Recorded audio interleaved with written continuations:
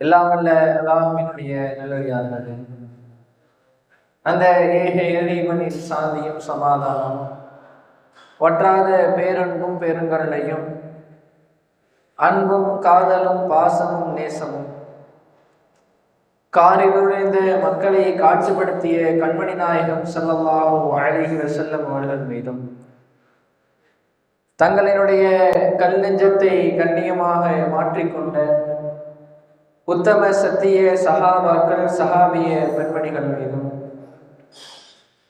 இன்னும் குறிப்பாக இந்த ரமணானுடைய காலகட்டத்திலே இந்த இரவு நேரத்திலே கண்விழித்து இறைவனிடத்திலே நன்மை எதிர்பார்த்தவர்களாக வந்து அமர்ந்திருக்கக்கூடிய நம் அனைவர்கள் மீதும் என்றென்றும் நின்று நிலவட்டுமாக என்று பிரார்த்தித்து வந்தோம் என்ற உரையினை ஆரம்பம் செய்கிறேன். உரைக்குள்ளே செல்வதற்கு முன்பாக இந்த ரமணானுடைய மாதம் குறித்தும் இந்த நாளுக்குரிய சிறப்பை குறித்தும் சொல்வதற்காக நான் கடமைப்பட்டிருக்கிறேன். இந்த ரமணானுடைய காலத்தை பொறுத்தவரையில் நாம் இந்த ரமணானுடைய மாதத்திலே நோன்பு நோக்கக்கூடிய விஷயம் பொறுத்தவரையில் இந்த இஸ்லாமிய மார்க்கம் காட்டி தந்த ஒவ்வொரு விஷயத்திற்கும் இறைவன் எதை நன்மை என்று சொல்லுகிறானோ அந்த அமலை நாம் நம்முடைய வாழ்க்கைகளை செய்து வாழும் போது அதற்கான கூலியை இறைவன் நமக்கு கொடுத்து விடுவான். நாம் நம்முடைய வாழ்க்கையிலே சரியான முறையிலே தொழுகை நிறைவேற்றும் பொழுது அதற்கான கூலியாக இறைவன் எதை நிர்ணயித்திருக்கிறானோ அந்த கூலி என்பது நமக்கு கிடைத்து விடும். நாம் நம்முடைய வாழ்க்கையிலே தான தர்மம் செய்து வாழுகிறோமோ அதற்கான கூலி என்ன நிர்ணயிக்கப்பட்டிருக்கிறதோ அந்த கூலி கிடைத்து விடும். இப்படி இந்த இஸ்லாமிய மார்க்கம் காட்டி தந்த ஒவ்வொரு விஷயமும் ஒவ்வொரு அமலையும் நாம் செய்யும் பொழுது அதற்கான கூலியை நமக்கு இறைவன் கொடுத்து விடுவார். ஆனால் இந்த நோன்பை குறித்து இறைவன் சொல்லும் பொழுது காலல்லாஹு அஸ்ஸ வஜல் மாண்பும் கீர்த்தியும் மிக்க இறைவன் சொல்லி காட்டுகிறான், குல்லு அமலி பனி ஆதம், ஆதமுடைய மகன் செய்யக்கூடிய ஒவ்வொரு அமலும் லஹு அவனுக்குரியதுதான். அவன் தன்னுடைய வாழ்க்கைகளை எந்த ஒரு அமலை செய்தாலும் அதற்கான கூலியை நான் கொடுத்து விடுவேன். இல்ல சியாம், நோன்பை தவிர. ஃபைன்னஹூலி, ஏன் என்று சொன்னால் இந்த நோன்பு என்பது எனக்குரியது. வான அஜிசிதிஹி, அதற்கு நானே கூலி கொடுப்பேன் என்று சொல்லி இறைவன் சொல்லி காட்டுகிறான். அப்பொழுது நாம் இந்த ரமலானுடைய காலகட்டத்திலே இதற்கு முன்பால் நாம் நம்முடைய வாழ்க்கைகளை அதிகமான தவறுகளை இறைவனும் இறை தோதரும் எதை தடை செய்திருக்கிறார்களோ, எதை செய்யக்கூடாது என்று சொல்லியிருக்கிறார்களோ அந்த விஷயத்தை நாம் அதிகமாக செய்திருக்கலாம். ஆனால் இந்த ரமலானுடைய காலகட்டத்திலிருந்து நான் என்னுடைய வாழ்க்கையை சீர்திருத்திக் கொள்வேன். இந்த ரமலான் காலகட்டத்தில் அதிகமான நன்மைகளை செய்வேன். இந்த ரமலானுடைய காலகட்டத்திற்கு பின்பால் இறைவனும் இறை தூதரும் எதை நோக்கி செல்ல சொல்கிறார்களோ அதை நோக்கி என்னுடைய காலத்திரத்தை என்னுடைய வாழ்க்கையை நான் தொடர்வேன் என்று சொல்லி எவர் தன்னுடைய வாழ்க்கையை சீர்திருத்திக் கொள்கிறாரோ அவருக்கு இறைவன் இந்த ரமலானுடைய காலகட்டத்திலே எண்ணற்ற பல கூலிகளை கொடுக்கக்கூடியவனாக இருக்கிறான். ஆகையால் நாம் இந்த ரமலானுடைய காலகட்டத்திலே அதிகமாக நன்மை செய்யக்கூடியவர்களாக இருக்க வேண்டும். அதே போன்று ரமலானுடைய இறுதி 10 நாட்களை நாம் அடைந்திருக்கிறோம். புனிதமிக்க இரவுகளை நாம் அடைந்திருக்கிறோம். இறைவன் இந்த இரவை குறித்து தன்னுடைய திருமறைகளை சொல்லி காட்டுகிறான், லைலத்துல் கத்ரி ஹைரும் மின் அல்ஃபி ஷஹர். இந்த இரவிலே நாம் நின்று வணங்கினோம் என்று சொன்னால் சுமார் 1000 மாதங்கள் நின்று வணங்கிய நன்மைகள் இருக்கிறது. ஆகையால் இந்த இரவுகளிலே இறைவனிடத்தில் அதிகமாக நன்மை செய்து அதிகமாக நின்று வணங்கக்கூடிய நன்மக்களாக நாம் எல்லாம் இருக்க வேண்டும். பொதுவாக இறைவன் இந்த மனித சமுதாயத்தின் மீது அதிகமாக பாசம் கொண்டவனாக இருக்கிறான். இந்த மனிதர்களுக்காக ஒவ்வொரு விஷயத்தையும் பார்த்து பக்குவப்படுத்தி தரக்கூடியவனாக இருக்கிறான். இந்த மனிதனுக்கு கஷ்டம் வந்து விடக்கூடாது என்பதற்காக தன்னுடைய வாழ்க்கையிலே இந்த மனிதனுக்கான பொருளாதாரத்தை முதல் விலையுமே அதிகமாக கொடுக்கக்கூடியவனாக இருக்கிறான். அப்படியாப்பட்ட இறைவன் இந்த மனிதனுக்கு எண்ணற்ற பல கூலிகளையும் கொடுக்கக்கூடியவனாக இருக்கிறான். ஆனால் இந்த மனிதத்திலே, இந்த உலகத்திலே வாழக்கூடிய மனிதர்கள் தங்களுடைய வாழ்க்கைகளே அதிகமான தீமைகளையும் இறைவனும் இறை தூதரும் எந்த வழியை தடை செய்திருக்கிறார்களோ அதை நோக்கி தங்களுடைய கால்தடத்தை தங்களுடைய வாழ்க்கையை தொடரக்கூடியவராக இருக்கிறார்கள்.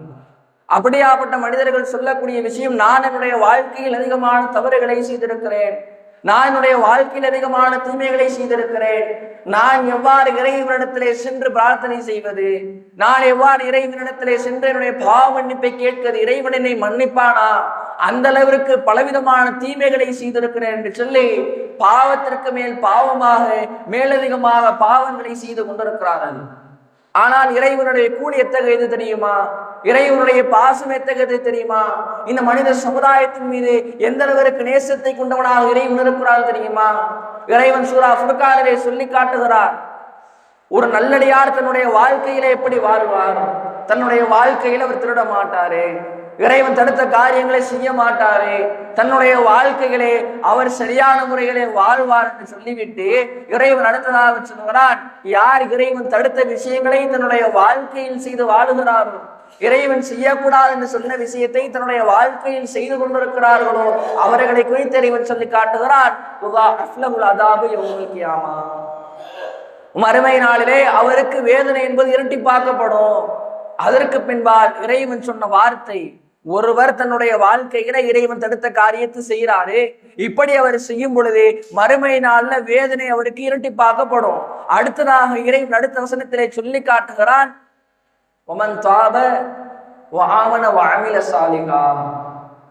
தன்னுடைய வாழ்க்கையில இறைவன் தடுத்த விஷயத்தை செய்யறாரு, அப்ப அவருக்கு வேதனை இரட்டிப்பாக்கப்படும். ஆனால் தன்னுடைய வாழ்க்கையிலே நான் இத்தனை ஆண்டு காலம் செய்து தவறுதான், 10 ஆண்டு காலம், 20 ஆண்டு காலம், 30 ஆண்டு காலம், 50 ஆண்டு காலம் நான் அதிகமான தவறுகளை செய்திருக்கிறேன், இறைவன் தடுத்த காரியங்களை செய்திருக்கிறேன், இறைவன் எதை செய்யக்கூடாது என்று சொன்னானோ அதை நோக்கியே அதிலேயே நான் மூழ்கி கடந்து விட்டேன். ஆனால் இறைவா, இன்றிலிருந்து என்னை மன்னித்து விடு, நான் அதிகமான தவறுகளை செய்திருக்கிறேன், ஆகையால் உன்னிடத்திலே பாவ மன்னிப்பு தேடுகிறேன், இறைவா நான் செய்த தவறுகளை மன்னித்து விடு என்று சொல்லி இறைவனிடத்திலே உன்னுடைய அமர்ந்து நாம் பிரார்த்தனை செய்தால், நாம் பாவ மன்னிப்பு தேடினான், இறைவன் சொல்லி காட்டுகிறான், அவர் தன்னுடைய வாழ்க்கையிலே செய்த ஒவ்வொரு பாவமும், எண்ணற்ற பல பாவம், பல ஆயிரக்கணக்கான பாவங்கள் அப்படியே பல ஆயிரம் நன்மையாக மாற்றப்படுகிறது. இந்த அளவிற்கு நேசத்தை யாராவது வைத்திருப்பார்களா? உலகத்திலே நாம் வாழ்ந்து கொண்டிருக்கிறோம். இந்த உலகத்திலே வாழும் பொழுது ஒவ்வொரு மனிதருக்கும் நாம் அருகாமையில் இருக்கக்கூடிய மனிதருக்கு அதிகமான துன்பங்களை, கஷ்டங்களை கொடுக்கிறோம், தவறுகளை செய்கிறோம், அந்த மனிதர் செய்யக்கூடாது என்று சொன்ன விஷயத்தை நாம் செய்கிறோம். இப்படி நம்முடைய வாழ்க்கையை முழுவதுமாக செய்துவிட்டு இறுதியான ஒரே நொடியிலே நான் செய்த தவறு என்னை மன்னித்து விடுங்கள் என்று சொன்னால் அவருடைய மனதிலே உள்ள காயம் மாறிவிடுமா? ஆனால் இறைவன் சொல்லி காட்டுகிறான், நீ உன்னுடைய வாழ்க்கையில் என்ன தவறுகளை செய்தாலும் ஒரு நொடி அமர்ந்து இறைவனிடத்திலே பாவம் மன்னிப்பு தேடி அதற்கு பின்பால் உன்னுடைய வாழ்க்கையை நல்லமல் செய்து வாழ்ந்தால் உன்னுடைய வாழ்க்கையில் செய்த ஒவ்வொரு பாவம் நன்மையாக மாற்றப்படுகிறது. அந்த அளவிற்கு இறைவன் நேசத்தை காட்டக்கூடியவனாக இருக்கிறான். இந்த உலகத்திலே நாம் வாழும் பொழுது ஒரு முதலாளிக்கு வேலை செய்து கொண்டிருக்கிறோம், மூட்டை தூக்கக்கூடிய வேலையை செய்து கொண்டிருக்கிறோம். இப்படி நாம் மூட்டை தூக்கி கொண்டிருக்க அதற்கான கூலி அவர் கொடுத்து விடுகிறார். இப்படி அவர் கொடுக்க ஏதோ ஒரு நாள் நாம் மூட்டை தூக்காமல் இருந்து விடுகிறோம். அந்த நேரத்தில் அவரிடத்திலே சென்று கேட்கிறோம், நான் இன்றைய தினம் மூட்டை தூக்கவில்லை, ஆனால் எனக்கு உரிய கூலியை தாருங்கள் என்று கேட்டால் தந்து விடுவாரா? நீ இன்றைய நாள் உனக்கான கூலி கிடையாது, நீ இன்றைய தினம் வேலை செய்யவில்லை, அதற்காக கூலி கொடுக்கப்படாது என்று சொல்லுகிறார். ஆனால் இறைவனுடைய கூலி எத்தகைய தெரியுமா? அல்லாஹ்வினுடைய தூதரவர்கள் சொல்லி காட்டினார்கள், அவன் ஹம்மபி ஹசனா, ஒருவர் ஒரு நன்மையை செய்ய வேண்டும் நினைக்கிறார், ஃபலம் யஅமல்ஹா, அந்த நன்மையை அவர் செய்யவில்லை, ஆனால் கத்தபல்லாஹு இன்தஹு ஹஸனத்தன் காமிலா, இறைவன் தன்னிடத்தில் எழுதுகிறான், அவர் முழுமையான நன்மை செய்தவராக ஆகிவிட்டார் என்று சொல்லி தன்னிடத்தில் இறைவன் எழுதக்கூடியவனாக இருக்கிறார். இதை நான் அப்படி புரிஞ்சுக்கிறதே, நாம ஒரு பாதையில சென்று கொண்டிருக்கிறோம், பாதைக்கு இடையூறாக ஒரு பொருள் கிடக்கிறது, அதை நாம் அகற்ற வேண்டும் என்று நினைக்கிறோம். ஆனால் நம்முடைய வேலையின் காரணத்தினால், அவசரத்தின் காரணத்தினால் அந்த இடத்தை விட்டு கடந்து சென்று விடுகிறோம். அந்த நேரத்திலே நம்முடைய மனதிலே நாம் என்ன இருக்கிறோம், அதை நாம் அகற்றி இருக்கலாமே, பாதைக்கு இடையூறாக இருக்கிறதே அதை நாம் அகற்றி இருக்கலாம் என்று சொல்லி நாம் நம்முடைய மனதிற்குள்ளாக எண்ணுகிறோம். ஆனால் அதை அகற்றவில்லை. ஆனால் இறைவன் தன்னிடத்திலே அதை அகற்றியதற்கான நன்மை எழுதுகிறான். அந்த அளவிற்கு இறைவன் பாசத்தை காட்டக்கூடியவனாக இருக்கிறார். அடுத்ததாக நாம் அதை செய்துவிட்டால், ஒரு நன்மையை செய்ய வேண்டும் நினைத்து ஃபாமிலஹா, நாம் அந்த நன்மையை நம்முடைய வாழ்க்கைகளை செய்து விட்டோம் என்று சொன்னால் இறைவன் எந்த அளவிற்கு நன்மை தருகிறான் தெரியுமா? சுமார் 1 to 700 மடங்கு வரைக்கும் இறைவன் இந்த மனித சமுதாயத்திற்கு நன்மை தரக்கூடியவனாக இருக்கிறார். இந்த உலகத்திலே வாழும் பொழுதே ஒரு மூட்டை தூக்கியதற்காக, அந்த மூட்டை தூக்கியதற்கான கூலி கொடுத்த மனிதருக்காக வாழ்க்கை முழுவதுமாக நன்றியுள்ள அடியானாக இருக்க வேண்டும் நினைக்கிறோம், நன்றியுள்ள மனிதனாக இருக்க வேண்டும் நினைக்கிறோம். வாழ்க்கை முழுவதுமாக இவருக்கு நாம் உதவி செய்ய வேண்டும் நினைக்கிறோம், அவருக்கு உதவிகரமாக இருக்க வேண்டும் நினைக்கிறோம். ஆனால் இந்த சமுதாயத்திலே நாம் நன்மை செய்யாமல் மனதிலே ஒரு நன்மையை செய்ய வேண்டும் என்று எண்ணியதற்காக கூலி கொடுக்கக்கூடிய இறைவனுக்கு நாம் இவ்வாறு வந்து கொண்டிருக்கிறோம். நன்றியுள்ள அடியாராக இருக்க வேண்டும் நினைக்கிறோமா? அவன் சொல்லக்கூடிய கட்டளையை கேட்கிறோமா? இறைவன் இறை தூதமையை மார்க்கம் என்று சொல்கிறார்களோ அதை நாம் நம்முடைய வாழ்க்கையிலே செய்து வாழ்கிறோமா? எது நன்மை என்று சொல்கிறார்களோ அதை ஆர்வமாக செய்து வாழ்கிறோமா என்பதை கேள்விக்குறியாக இருக்கிறது. இன்னும் எந்த அளவிற்கு என்று சொன்னால், இதை போன்று இறைவன் இந்த மனித சமுதாயத்தின் மீது பாசத்தையும் நேசத்தையும் வைத்திருக்க அல்லாஹ்வுடைய தூதர் அவர்கள் நபித்தோழர்களுக்கு மத்தியிலே இறைவனுடைய நேசம் எத்தகையது என்பதை சொல்லுவதற்காக ஒரு சம்பவம் அங்கே நிகழ்கிறது. ஒரு பெண்மணி தன்னுடைய குழந்தையை இழந்து விட்டு தேடிக்கொண்டிருக்கிறாள் பதட்டத்தோடு. தன்னுடைய குழந்தை கிடைத்த மாத்திரத்திலேயே தன்னுடைய குழந்தையை அப்படியே தன்னுடைய நெஞ்சோடு அணைத்து வைத்து பாசத்தையும் நேசத்தையும் வெளிக்காட்டுகிறார். அந்த நேரத்தில் அல்லாஹ்வுடைய தூதரவர்கள் நபித்தோழர்களை பார்த்து கேட்டார்கள், இந்த பெண் தன்னுடைய குழந்தையை நெருப்பிலே தூக்கி எறிவாளா? சஹாபாக்களும் ஆச்சரியம் கொண்டு கேட்கிறார்கள், அவனுடைய தூதரை எவ்வாறு இந்த அளவிற்கு பாசம் வைத்திருக்கிறாள், நேசம் வைத்திருக்கிறாள், ஆசை வைத்திருக்கிறாள், இந்த பெண்மணி எவ்வாறு தன்னுடைய குழந்தையை நெருப்பிலே தூக்கி எறிவாள்? அந்த நேரத்தில் எல்லாம் அவனுடைய தூதரவர்கள் இறைவனுடைய பாசத்தை ஒப்பனை செய்து காட்டினார்கள். அரேமூமினி இபாதிஹி, இறைவன் தன்னுடைய அடியானின் மீது இந்த பெண்மணி தன்னுடைய குழந்தையின் மீது காட்டக்கூடிய பாசத்தை விட பன்மடங்கு பாசத்தை காட்டக்கூடியவனாக இருக்கிறான், நேசத்தை வைக்கக்கூடியவனாக இருக்கிறான் என்று சொல்லி அல்லாஹ்வுடைய தூதர்கள் சொல்லி காட்டினார்கள். இப்படி குர்ஆன் வசனங்களிலிருந்தும் ஹதீஸ் நூட்களிலிருந்தும் இறைவனுடைய நேசம் எத்தகையது, இந்த சமுதாயத்திற்கு இறைவன் இந்த மனிதனுக்கு எந்த அளவிற்கு கூலி கொடுக்கக்கூடியவனாக இருக்கிறான் என்பதை அதிகமாக நாம் அறிந்திருக்கிறோம்.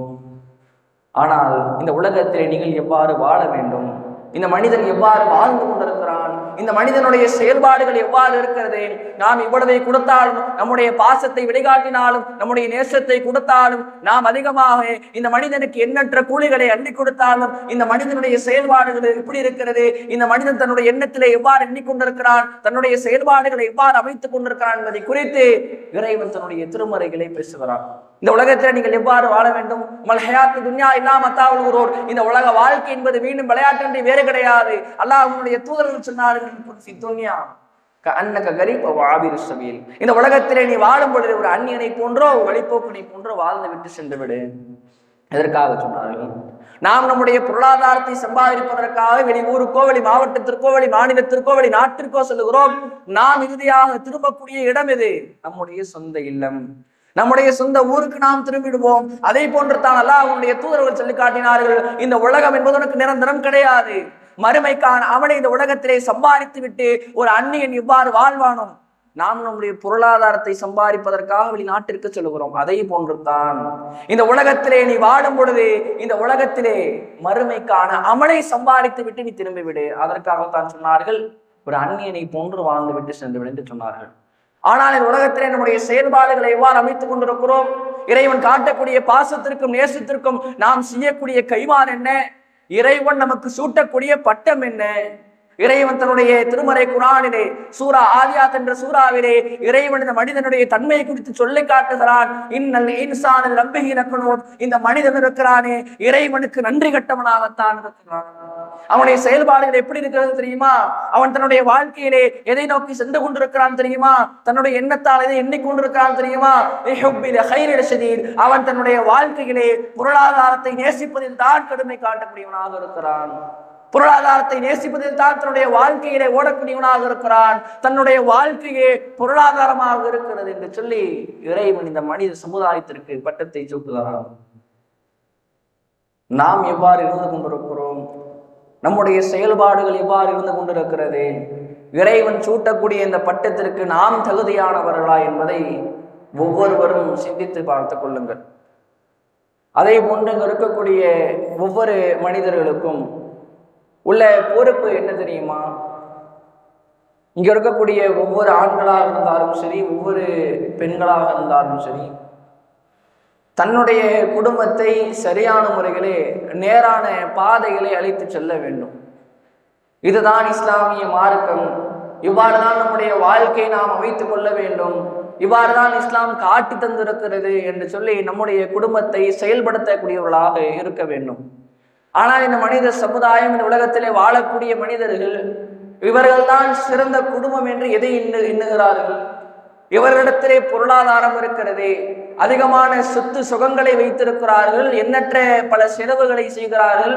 தன்னுடைய மகனுக்கென ஒரு வீடை வைத்திருக்கிறார், தன்னுடைய மகளுக்கென ஒரு வீடை கொடுத்திருக்கிறார், இவரோ பெரிய பங்களாவில் இருக்கிறார், இவர்தான் இந்த சமுதாயத்திலே மிகச்சிறந்த குடும்பமாக இருக்க முடியும் என்று சொல்லி எவர்களிடத்திலே பொருளாதாரங்கள் பெருகி இருக்கிறதோ அவர்களை பார்த்து சிறந்த குடும்பம் என்று சொல்கிறார்கள். இன்னும் சில மனிதர்கள் இறைவன் தடுத்து இறைவனை செய்யக்கூடாது என்று சொன்னானோ அதை தன்னுடைய வாழ்க்கையிலே செய்யக்கூடிய மனிதர்களை பார்த்து இவருடைய வாழ்க்கையில் என்ன சண்டை சச்சரவுகள் வந்தாலும் 4 செவுத்திற்குள்ளாக முடித்து விடுகிறார்கள். இவர்களை போன்று ஒரு நல்ல குடும்பத்தை நம்மால் பார்த்து விட முடியுமா என்று சொல்லி இப்படியும் சில மனிதர்கள் எண்ணிக்கொள்கிறார்கள். ஆனால் இறைவனுடைய பாதையிலே எது ஒரு சிறந்த குடும்பமாக இருக்க முடியும்? இறைவனுடைய பாதையிலே எது ஒரு ஈமானிய குடும்பமாக மாற முடியும்? இறைவன் காட்டக்கூடிய பாசத்திற்கும் இறைவன் காட்டக்கூடிய நேசத்திற்கும் தன்னுடைய வாழ்க்கையிலே இறைவன் கொடுக்கக்கூடிய கூழிற்கும் மதிப்பளித்து எவர் தன்னுடைய வாழ்க்கையிலே இறைவனுக்காக தன்னுடைய வாழ்க்கையை வாழுகிறாரோ, எவர் தன்னுடைய வாழ்க்கையிலே தன்னுடைய குடும்பத்தை இறைவனும் இறை தூதரும் சொன்ன வழியிலே அழைத்து செல்கிறாரோ அவருடைய குடும்பம்தான் இறைவனுடைய பாதையிலே இந்த உலகத்திலே வாழும் பொழுது ஒரு சிறந்த குடும்பமாக, ஈமானிய குடும்பமாக மாற முடியும். அவ்வாறுதான் அல்லாஹ்வுடைய தூதர்கள் தன்னுடைய வாழ்க்கையிலே தன்னுடைய குடும்பத்தை அழைத்து சென்றார்கள்.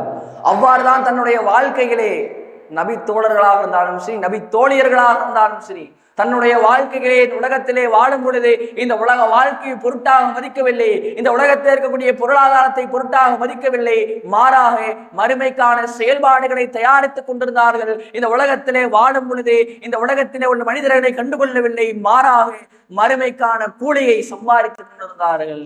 தங்களுடைய பிள்ளைகளாக இருந்தாலும் சரி, தன்னுடைய கணவனாக இருந்தாலும் சரி, தன்னுடைய சகோதர சகோதரிகளாக இருந்தாலும் சரி, இப்படி எல்லோரும் தன்னுடைய வாழ்க்கையிலே இறைவனுக்கான நேரான பாதையில் இந்த ஓரிரை கொள்கையிலே சரியான முறைகளை பயணித்தார்கள். அவ்வாறு இன்றைய காலத்திலே வாழக்கூடிய குடும்பம் பயணிக்கிறதா என்பதை அதிகமான மனிதர்கள் சிந்தித்து பார்த்துக் கொள்ளுங்கள். ஒரு நபித்தோழிய பெண்மணியுடைய வரலாறு உம்மு சலீம் ரலியல்லாஹு அன்ஹா. இவர்கள் தங்களுடைய வாழ்க்கையிலே ஆரம்ப காலகட்டத்திலே ஒரு காஃபிரான ஆணை திருமணம் செய்து வாழுகிறார்கள். அந்த நேரத்திலே இறைவனது வகை செய்தி இருக்கிறது, ஒவ்வொரு முஃமினான பெண்ணும் ஒரு முஃமினான ஆணை தான் திருமணம் செய்ய வேண்டும், ஒவ்வொரு முஃமினான ஆணும் ஒரு முஃமினான பெண்ணை தான் திருமணம் செய்ய வேண்டும் என்கிற இந்த வகை செய்தி இறங்கிய மாத்திரத்திலே தன்னுடைய கணவரை அழைக்கிறார்கள். யாரும் தடுக்கல, அக்கம் பக்கத்தினர் தடுக்கல, தன்னுடைய தாய் தந்தையை தடுக்கல, நீ இப்படி பிரியக்கூடாது என்று சொல்லி இறைவனுடைய குர்ஆன் வசனங்கள் தடுக்கிறது. உடனே தன்னுடைய கணவரை அழைக்கிறார்கள். நான் உங்களை விவாகரத்து செய்கிறேன், நீங்களோ இந்த இஸ்லாமிய மார்க்கத்திலே இல்லை, இந்த ஓரிரை கொள்கையை நீங்கள் ஏற்கவில்லை, ஆகையால் நான் உங்களை விவாகரத்து செய்கிறேன் என்று சொல்லி விவாகரத்து செய்கிறார்கள். பின்பு சிறிது நாட்கள் சிறிது காலங்கள் செல்கிறது. அபூ தல்ஹா அவர்கள் அந்த பெண்மணியிடத்திலே வந்து, யா உம்மு சலீமே, உங்களை நான் மனம் முடித்துக் கொள்ள ஆசைப்படுகிறேன். இந்த நேரத்திலும் யாரும் தடுக்கல, அவரும் காஃபிராக தான் இருக்கிறார். எந்த மனிதனும் தடுக்கல, தாய் தந்தையர் தடுக்கல, அக்கம் பக்கத்தினர் தடுக்கல. அவர்கள் நினைத்திருந்தால் அவர்களை திருமணம் செய்திருக்கலாம். அந்த நேரத்தில் இறைவனுடைய குர்ஆன் வசனம் தடுக்கிறது. அந்த மனிதரை அழைக்கிறார்கள், நீங்கள் இஸ்லாமியராக இல்லை, நீங்கள் இந்த இஸ்லாமிய மார்க்கத்தை ஏற்றுக்கொண்டால் உங்களை நான் திருமணம் முடித்துக் கொள்கிறேன் என்று இவர்கள் சொல்கிறார்கள். சொன்ன மாத்திரத்தில் அபூ தல்ஹா அவர்களும் இந்த இஸ்லாமிய மார்க்கத்தை ஏற்க இருவரும் மனம் முடித்து கொள்கிறார்கள். இந்த விஷயத்திலிருந்து நமக்கு புரிய வரக்கூடிய விஷயம் என்னத்தான் ஒரு பெண்ணிற்காக இவர் இந்த இஸ்லாமிய மார்க்கத்தை ஏற்றாலும் அதற்கு பின்பால் தன்னுடைய வாழ்க்கையிலே செய்த தியாகங்கள், இந்த இஸ்லாமிய மார்க்கத்திற்காக இறைவனும் இறை தூதரும் என்ன கட்டளையை சொன்னார்களோ, எவ்வாறு இந்த உலகத்திலே வாழ வேண்டும் என்று சொன்னார்களோ அப்படியே தன்னுடைய வாழ்க்கையை மாற்றிக்கொண்டார். தன்னுடைய பொருளாதாரங்களை இறைவனுடைய பாதையிலே தியாகம் செய்தார், தன்னுடைய உயிரை இறைவனுடைய பாதையிலே தியாகம் செய்தார், தன்னுடைய உடலை இறைவனுடைய பாதையிலே தியாகம் செய்தார். அப்படியாப்பட்ட மனிதராக அவன் மாறினார். நாம் பிறந்ததிலிருந்து இஸ்லாமியராக இருக்கிறோம், நம்முடைய மூச்சு ஆரம்பித்திலிருந்து இந்த இஸ்லாமிய மார்க்கத்திலே பயணித்துக் கொண்டிருக்கிறோம். நாம் இந்த இஸ்லாமிய மார்க்கத்திற்காக செய்த தியாகங்கள் என்ன? நேரத்தினால் இந்த இஸ்லாமிய மார்க்கத்திற்காக தியாகம் செய்திருக்கிறோமா? உடல்நவிலான இந்த இஸ்லாமிய மார்க்கத்திற்காக தியாகம் செய்திருக்கிறோமா? இறைவனும் இறை தூதரும் சொன்ன கட்டளையின்படி நாம் இந்த உலகத்திலே வாழ்ந்து கொண்டிருக்கிறோமா? இறைவன் தடுத்த விஷயங்களை நாம் நம்முடைய வாழ்க்கையில் தடுத்து கொண்டு பிறரையும் தடுத்து கொண்டிருக்கிறோமா என்பதை சிந்தித்து பார்த்து கொள்ளுங்கள். அபூதல்லாஹ் ரலியல்லாஹு உஹதுடைய போர்க்களம் நமக்கெல்லாம் தெரிந்திருக்கும். அல்லாஹ்வுடைய தூதரோடு தனித்திருக்கிறார்கள். அல்லாஹ்வுடைய தூதரோடு சில சொற்பனர்கள் தான் இருக்கிறார்கள். அந்த நேரத்திலே அபூதல்லாஹ் ரலியல்லாஹு அல்லாஹ்வுடைய தூதரோடு இருக்க அவர்களை தாண்டி எந்த நபித்தோழர்கள் எல்லாம் செல்கிறார்களோ அவர்களை பார்த்து அல்லாஹ்வுடைய தூதர் அவர்கள் சொன்னார்கள், உங்கள் இடத்துல இருக்கக்கூடிய அம்பினை நீங்கள் அபூதல்லாஹ் இடத்திலே கொடுங்கள். வீரதினமாக போர் செய்து கொண்டிருக்கிறார். அந்த நேரத்திலே அல்லாஹ்வுடைய தூதர் அவர்கள் இவர் அம்பையும் விதம் எவ்வாறு இருக்கிறது என்பதை பார்ப்பதற்காக அவருடைய தோல் புஜத்திலிருந்து அப்படியே எழுந்து பார்க்கிறார்கள். அந்த நேரத்திலே அபூதல்லாஹ் அவர்கள் சொன்ன வார்த்தை, அல்லாஹ்வுடைய தூதரே யா ரசூலல்லாஹ், அபி வ அன்த உம்மி, என்னுடைய தாயும் என்னுடைய தந்தையும் உங்களுக்கு அர்ப்பணமாகட்டும். தயவு செய்து நீங்கள் எட்டி பார்க்க வேண்டாம். எதிரிகளுடைய அம்பிலிருந்து ஏதாவது ஒரு அம்பு உங்களை பலம் பார்த்து விடுமோ, நான் அஞ்சுகிறேன், பயப்படுகிறேன். யா ரசூலல்லாஹ், என்னுடைய முதுகுக்கு பின்னால் நீங்கள் இருந்து கொள்ளுங்கள், என்னுடைய மார்பு உங்களுடைய மார்பிற்கு கேடயம் என்று சொல்லி அந்த நேரத்திலே தன்னுடைய உடலை தியாகம் செய்தார். என்னுடைய உடலிலே எத்தனை அம்புகள் பாய்ந்தாலும், எத்தனை ஈட்டிகள் பாய்ந்தாலும், எத்தனை வாட்கள் பாய்ந்தாலும் அல்லாஹ்வுடைய தூதரை நான் பாதுகாப்பேன், அல்லாஹ்வுடைய தூதரை என்னோட மூச்சு கொடுத்து நான் பாதுகாப்பேன் என்று சொல்லி அந்த இறுதி கட்டத்திலே அல்லாஹ்வுடைய தூதர் அவர்களை பாதுகாத்தார்கள். அத்தோடு அவருடைய தியாகம் கண்டு விட்டதான் அவர்களுடைய ஆட்சி காலம் செல்கிறது. அபூபக்கர் ரலியல்லாஹுடைய ஆட்சி காலம் செல்கிறது. உமர் ரலியல்லாஹுடைய ஆட்சி காலம் வருகிறது. அந்த நேரத்திலே இவரோ முதியவராக இருக்க அந்த நேரத்திலே போருக்கு அழைப்பு விடப்படுகிறது. நாமோ முதியவராக இருக்கிறோம் என்ற பெயரிலே அவர் அதை தவிர்த்து கொள்ளவில்லை. நான் இந்த போருக்கு வருவேன், நானும் இந்த போரிலே கலந்து கொள்வேன், இறைவனுக்காக நான் இந்த போரை செய்வேன் என்று சொல்லி தன்னுடைய இறுதி காலகட்டத்திலே அந்த போரினுடைய அழைப்பை ஏற்று போருக்கு செல்கிறார். படகளே செல்லும் பொழுதே தன்னுடைய உயிரை இறைவனுடைய பாதையிலே விடுகிறார். அவர் தன்னுடைய மனதிலே நினைத்தது என்ன? தன்னுடைய இறுதி மூச்சு இறைவனுக்குத்தான், தன்னுடைய இறுதி நேரம் இறைவனுக்குத்தான்.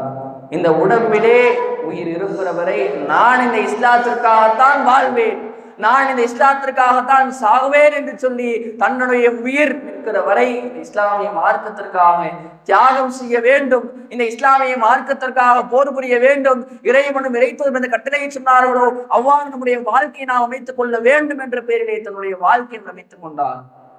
இதை போன்று எத்தனை நபர்கள் தங்களுடைய வாழ்க்கையை அமைத்துக் கொள்கிறோம், தங்களுடைய வாழ்க்கையில் நன்மை செய்து வாழுகிறோம், இறைவனும் இறைத்தோரும் சொன்ன அடிப்படையை தங்களுடைய வாழ்க்கையை அமைத்துக் கொள்கிறோம் என்பதை பரிசீலனை செய்து பார்த்துக் கொள்ளுங்கள். இவ்வாறு கணவனும் மனைவியும் இருக்க உம்மு சலீம் ரலியல்லாஹு அன்ஹா அவர்களுடைய சகோதரர் ஹராம் பின் மில்ஹான் ஆரம்ப காலகட்டத்திலே அல்லாஹ்வுடைய தூதரிடத்திலே ஒரு தூதுக்குழு வருகிறது.